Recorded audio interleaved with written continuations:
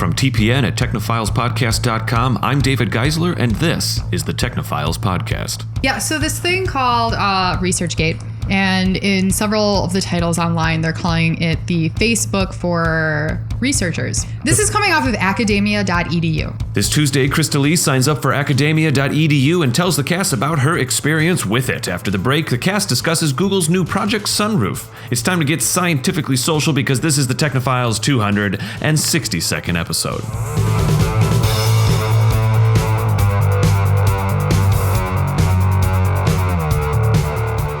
Hey everybody, welcome to the show. I am here with the regular cast, Krista-Lee, Malone, Laabs, and Tony Stiglich. Tony Stiglich, I think that image was successfully in the pre-show. Yes. He spun that computer around and I was like, okay, we gotta come in here in like 5 seconds. For a fun Easter egg, check out the YouTube video of this episode. Yeah. And see if you can see how short this gentleman's shorts are Fantastic. on Tony's screen. Now there's a teaser for you. Yeah. That'll get people going. That'll get the views. I'm going right to the YouTube page right now. I think I shall subscribe. You better tag it with like men's Shorty short shorts. Men's shorty short shorts. Anything for the betterment That'll of be the the title podcast. of the episode. Oh, God. Men's shorty short shorts. Now we have to find like a tech fashion story in a couple weeks just so we can have men's shorty short shorts be the title. Climate controlled shorty short shorts There for it is. men. A high-tech thread that buzzes when your shorts are too short. Yeah, it's called your You pull butt it. cheeks really together. Maybe that's how it measures is the amount of friction. Classy, starting off classy here with this episode. my I'm God. so sorry. Real highbrow. Yeah. Highbrow episode here. Pull Yeah. it out of your drawer and it immediately starts buzzing. Before you even Little put too them high, on. gentlemen. Little too high. Why did I buy you these? They're already too short. Tonight, we are talking about, Krista-Lee, please, for the love of everything in the world that is good, tell us what we're talking about. We are talking about ResearchGate. So, yes, we're going to go from that to this very ivory tower new Facebook thing. Yeah, it or is not pretty Facebook. cool. Which is not a scandal, I would like to say. It is not That's a true. scandal. Yeah, No, what's yeah. with the word gate usage? Once upon a time before Watergate, I think that was the first one, right? It Yeah. really wasn't good, yes. Gate The innovator. did not mean scandal. It meant a thing that led you somewhere Yes. or let you get into a place. Yes, open doors to new knowledge. Yeah, so this thing called ResearchGate, and in several of the titles online, they're calling it the Facebook for researchers, basically. And it was heavily funded. Yes. No. This is coming off of, this is coming off of Academia.edu. Yes. Okay, so I've been a member there for a while, and that is a social network, but for example, I never used it as much as I did Facebook or Twitter because it just Right. didn't have that level of usability. There was no. Did it have a functional purpose to it? Yeah, so like I would be on it and I could see other people in my department. I could see papers that Right. they put up there, and that part was useful. You could then also contact people to ask them for papers, Yeah. which was also very useful. A lot of corporate but- companies are trending towards this in the last 5-6 years.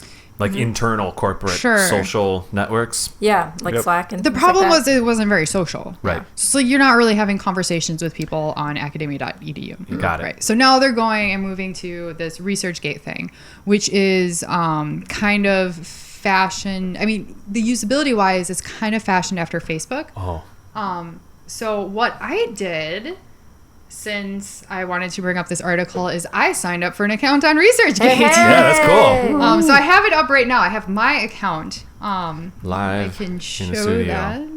My The goodness. camera's gonna check it Vanna out. White that. And what the camera's seeing is my news feed right here, for example, is talking about a friend of mine that I know actually from a conference, Yuho Hamari, who has just added a full text article.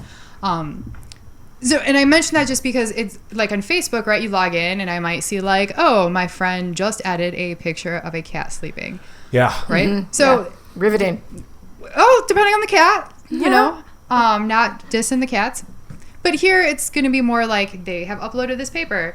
But you can see like there's like the little boxes on the side. You have friend lists. People follow you. Yeah. Yeah, sure. So it's just like that. It's a little easier to talk to people. You have notifications.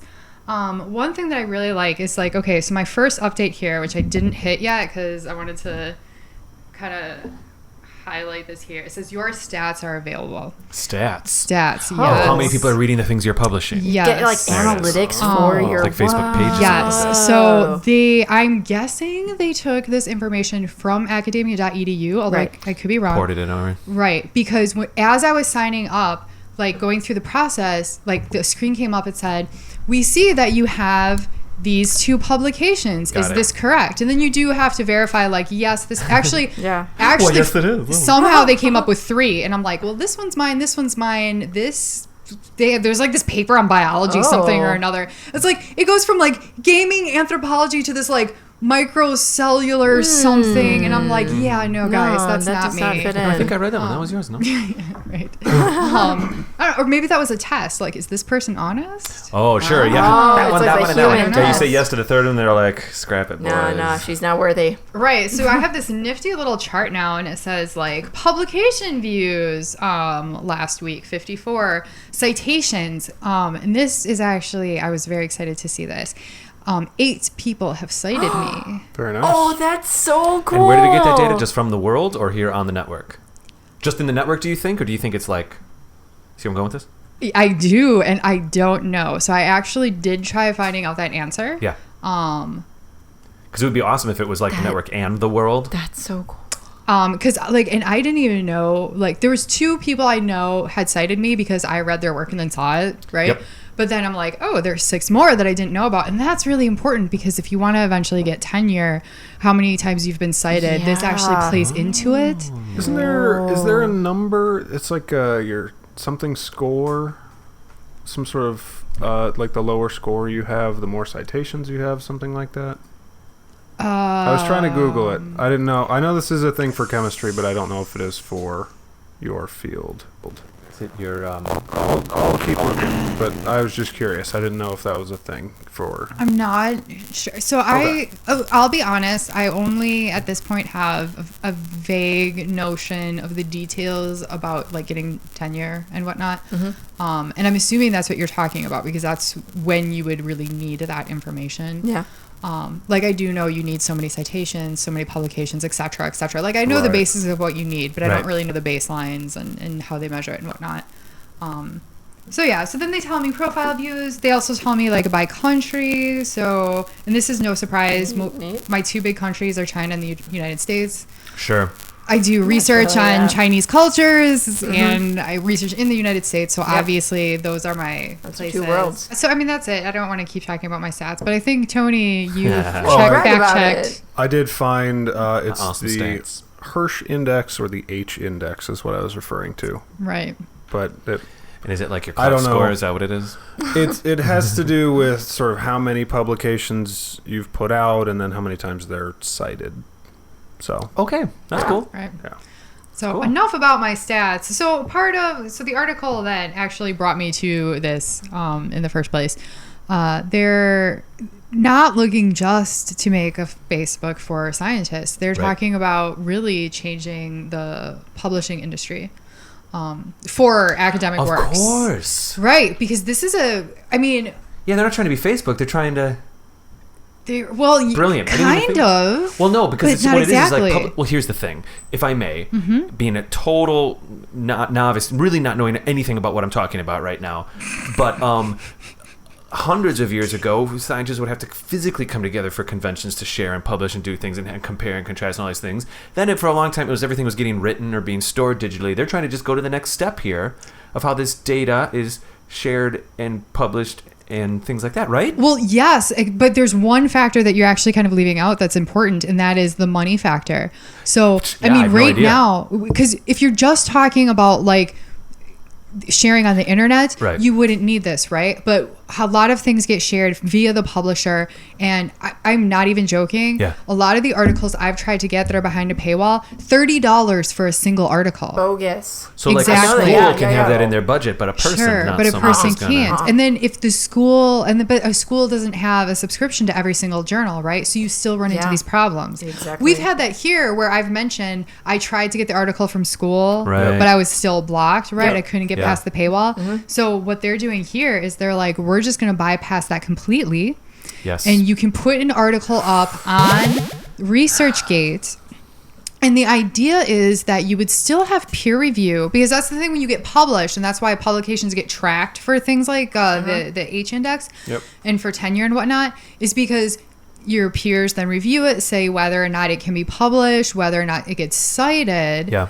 And then it goes through the publication process. Here, it almost looks like they're doing kind of like a Facebook-esque popularity thing where you put up the article, people can read it, download it, cite it. This is all free. This Share is it. all happening. And they can, like, you can, I don't want to say exactly vote, but sort of, because they are tracking the popularity and then using that to see how good the article is, which isn't really that much different at the core than the way the publishing industry works, because Yeah.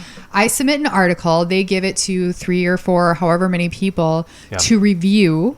Then if they review it and say, okay, it gets published, but then whether or not that article, that publication becomes an important part of my portfolio is how popular it is, i.e. how many times it's been cited. Yeah. So basically, the idea here with ResearchGate is, well, let's just take the money out. Let's just cut the publishers out. And I hope none of the publishers are listening. I was just going to say, how do they feel about this?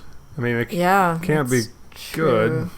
Probably not. But right now, they're... And don't get me wrong. I understand that things cost money. Yeah. I understand that the publishers actually have operating costs, but there still needs to be a better system, because $30 for a single article is not cool. And this keeps education, which is really what we're talking about, the Yeah. access to knowledge, Yes. out of people who are even middle class. Like, I'm not poor. I can't afford $30 for one single article. Yeah. That is well beyond my means.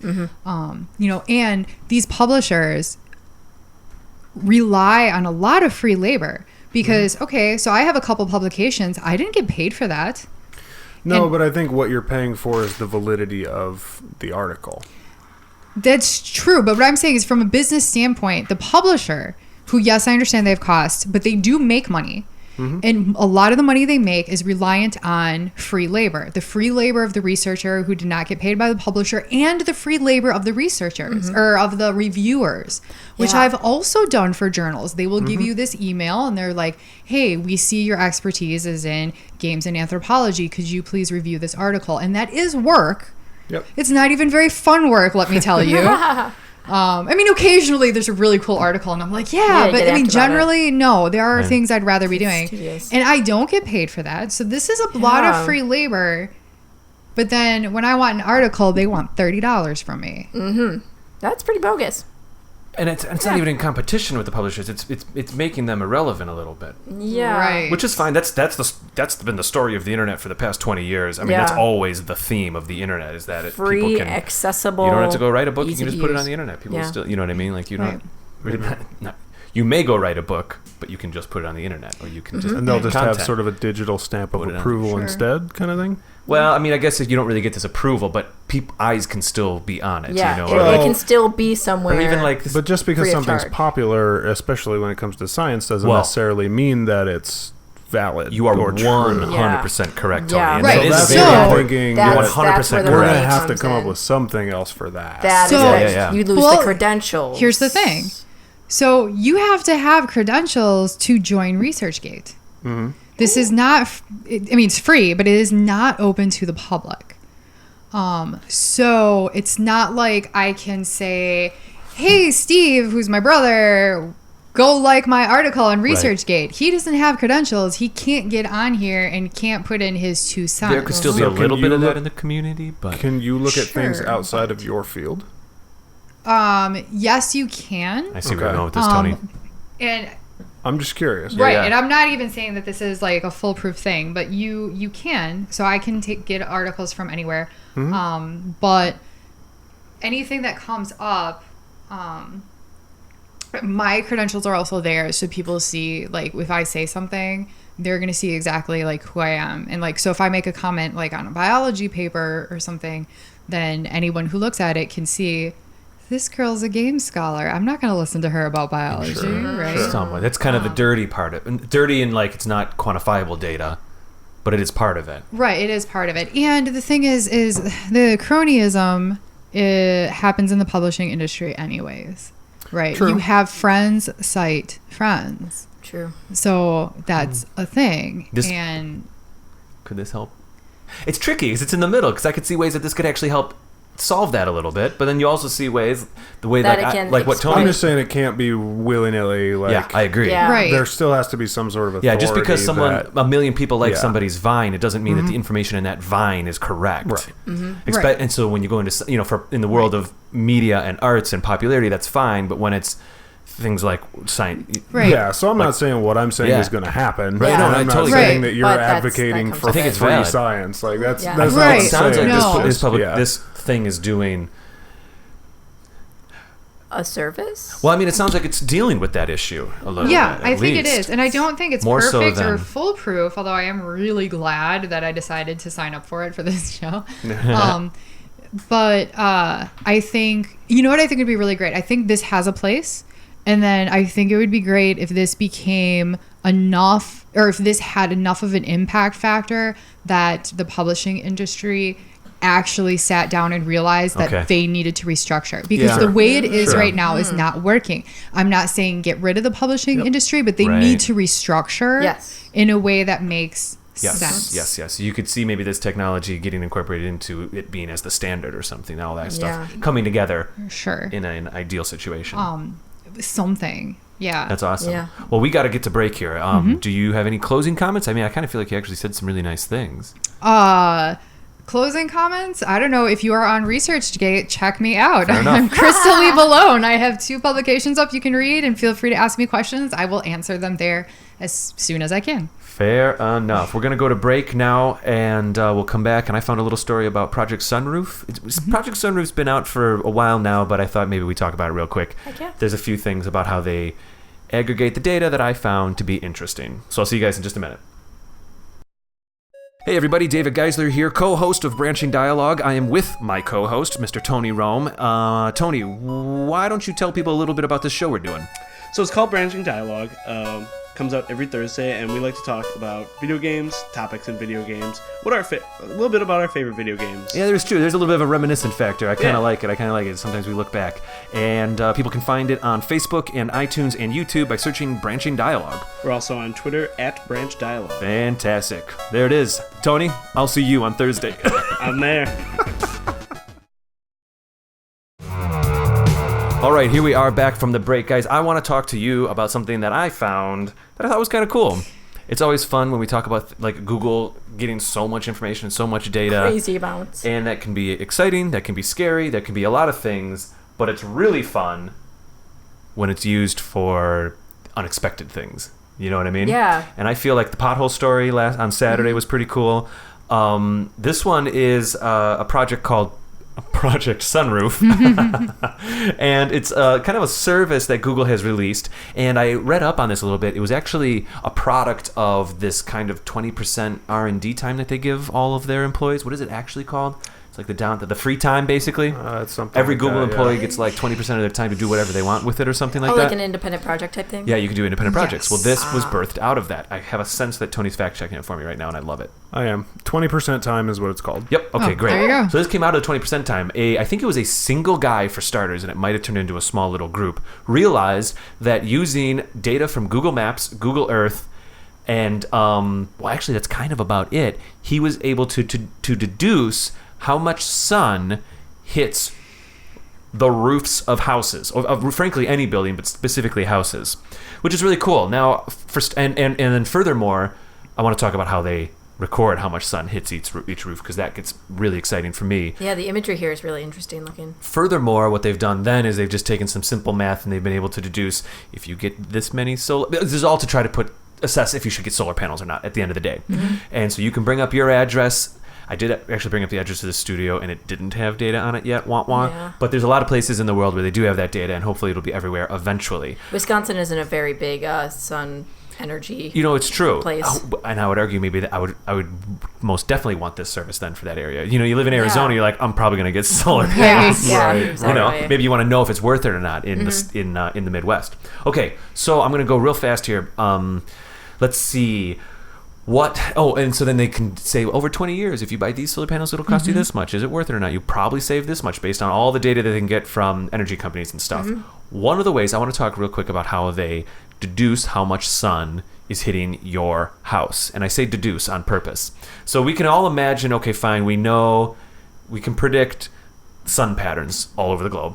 Easy. That's easy data. So you could probably deduce how much sun hits the ground, forests and shade aside, but how much sun comes through the atmosphere to hit at any point in time, just based on angles and things like that. That's just simple geometry. Fine, we got that. Second to that, they were able to take so there's this thing. Okay, this is going to work. Back when Apple Maps first came out, obviously the map system wasn't very good, but there was one thing that was really impressive about the initial Apple Maps app, and it was it was their 3D view, basically. Yeah, the depth. So in Google Earth, for many, many years, hundreds of people would build actual 3D models of all the buildings. They would just be assigned to a neighborhood, and they would build models. And back in the day, remember 10, 15 years ago, it was just black or gray polygons. Yeah. And then they got really excited because they were able to take the satellite imagery and undistort it and map it onto the sides of these things. And this is the kind of the Google Earth that we know today, kind of. Or at least the Google Earth we knew 2 or 3 years ago. When Apple Maps came out, Apple created an algorithm that took satellite images of a specific location from 4 different angles, and that algorithm could deduce three-dimensional space. So if it sees a tall building sticking one way on one photo, and it's sticking another way on another photo, sticking another way on another way on another photo, this algorithm was able to build geometry and then also map those images onto it, which was really actually pretty impressive when Apple Maps first came out. It did not work when Apple Maps first came out on bridges and things like that, because of course it would just kind of bump map these things up, and there wouldn't be geometry underneath the bridges. That was like a real kind of a problem when it first came out. They've since gone back around and they've created algorithms that'll figure that math out. Oh yeah. But that is cool. But I noticed about 2 years ago, Google Earth started implementing a similar algorithm. Yeah. So now if you go on Google Earth, specifically Google Earth, the application that you might have on your computer, which I'll hit that thing maybe once a month just for the fun of it and zoom around and download KMZ files and stuff. I have an awesome KMZ package right now where it's all the shooting locations of the first 4 seasons of Walking Dead. I just saw when they put that out, actually. The coolest thing in the world. And so anyway, so Google Earth created this algorithm that to map the trees, map all the other stuff. Now they still build models in some of the higher populated areas, but like here in Milwaukee, it's basically this bump map. I'll call it a bump map. It's not exactly that, but I'll just call it. It's not a heat map, but it's an altitude map. Okay, we can move forward. So what they can do is, using this algorithm, they of course can deduce the angle of the roof of your house. Cool. Yeah. Okay. It's amazing. Is that not amazing? Yes. It's amazing to me. That's really cool. So, Because the angles aren't very they could say extreme, if you had a single photo sensor pointing straight up to the sky in the middle of your house pointing up, fine, they could deduce how much sun hits that sensor based on just what we know about the orbit of the Earth around the sun. Okay, now I'm following you. It took me a minute. I'm like, why do we need the angle of the roof? Okay. See where I'm going with this? Yes. So to how much sun Yes. hits the house, fine. We can just deduce that with like astronomy, right? Yeah. But what they were able to do is also use this Google Math algorithm and deduce the angles of your roof, and then, of course, compare and contrast that using trigonometry and stuff of the angle of the sun, and then they can also take averages of weather data and things like that and deduce how much clouds and all this kind of stuff seasonally and all that. blow your friggin' mind. I think this is awesome. I don't even know if it like is that helpful, but it's so cool. Thoughts? I don't know. I assume they were tracking this through some sort of heat sensor or some way of tracking the reflectivity of the material, but I guess you'd have to know what the material is made out of and all that. So that's this is one of these situations really where it's not like Google went and installed some sensor on every single person's house, because sometimes Google takes that route. You know, some of the self-driving car stuff is in that direction. Like they didn't go out there and put metal rails in all the roads. They just made sure that the cars could just read all the roads. They wrote algorithms instead of like building the track. So this is kind of a similar thing. So they don't actually know the heat, you could say, or how much solar energy is hitting the house at all, but they can deduce it.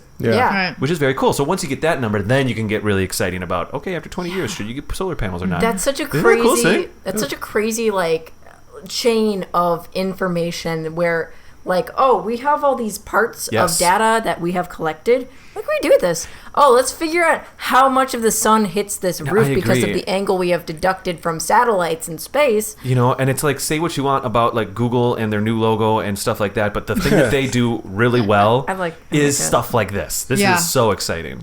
That's true. And you know what? Honestly, this makes me feel better about all the data they collect about me, because whatever else they may be doing, they're doing some good stuff too. Or, you know, this could be said another way. Maybe the mass conglomerate, they're still just trying to sell you a sweater, we could say cynically. But at least there's a couple people in there that thought about this awesome thing that they could do with the data. You trying know to sell you a solar panel to save the Earth and save you money, apparently, as they've calculated.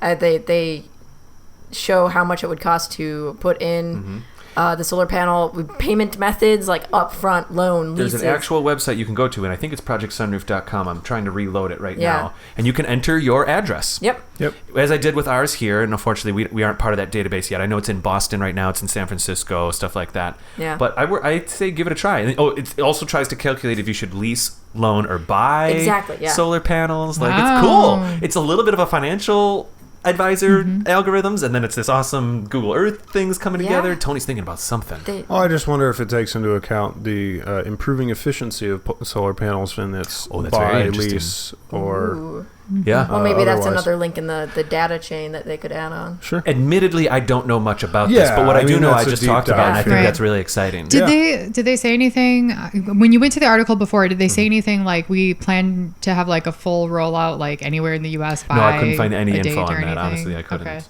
It might be out there, and you could just Google Project Sunroof, but I didn't find anything about that. And perhaps this is another one of those where they are going neighborhood by neighborhood, calculating and figuring out where all the roofs are.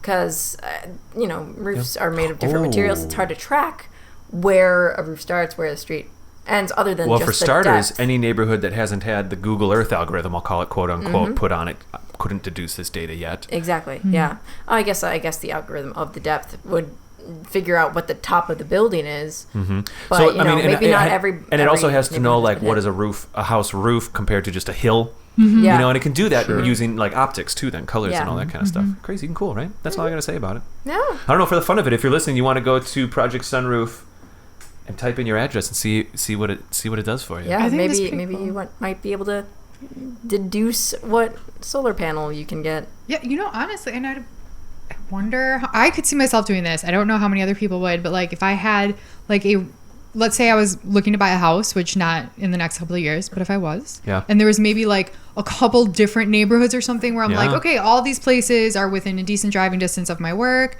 I would totally put in something like this and be like, oh, well, this neighborhood is going to be better. Yeah. I can have the solar panels or whatnot. Like that could factor in for me. Yeah. This is also a good gateway for people to understand what the benefits are, what the undertaking is financially in getting a solar panel. Because, you're like, oh, I wonder if I could get a solar panel. I have no idea what's involved in that and how much that costs. Like, I don't even know where to begin. Get yourself this gives you like a good idea. Yeah, it's a Elon starting Musk point. battery and buy yourself some solar panels and see if it's worth it. Yeah. Kind of cool. So I think we should get going. Yep. But I just wanted to add that at the end of our conversation here. Let's see.